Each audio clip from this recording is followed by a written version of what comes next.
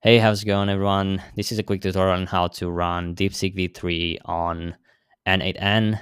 For those who don't know, this is a platform that lets you automate things. It connects multiple tools, and with all the AI advancements, it's a great tool to create AI agents.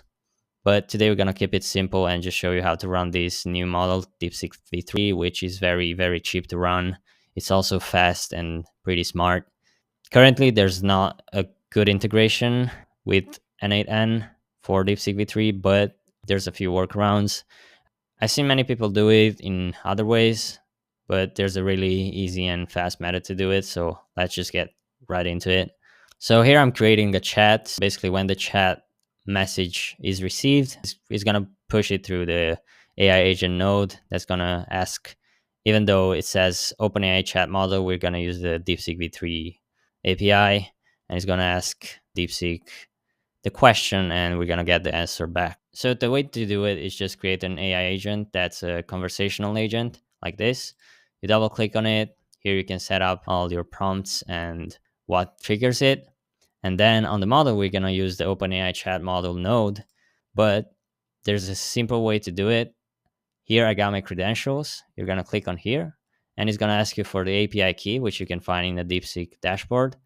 And then as base URL, you're going to use this one, which is also on the DeepSeek documentation, but you're just going to use this one. Keep in mind to also use the V1 at the end of the link. And you're going to connect it. See, it says connection tested successfully. It works. But here, if you're not going to have this one, it's going to try and run. It's going to show you no models here just because there's not an integration yet. So the way to do it and connect it to these DeepSeek models is just paste in this line here and make it as an expression.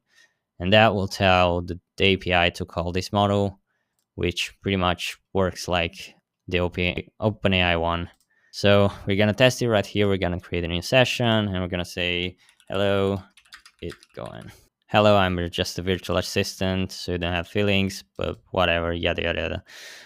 It's pretty much working. However, there are a few problems with the DeepSeek integration yet, probably just because we're using this workaround. For DeepSeek V3, there's no embeddings yet, so if you're gonna try and use DeepSeek chat as a model and an OpenAI embedding, let's say for calling out documents and talking to your documents, it's just gonna get stuck into a loop. So I don't recommend that yet. So the workflows are pretty limited right now, but it's still a way to run it.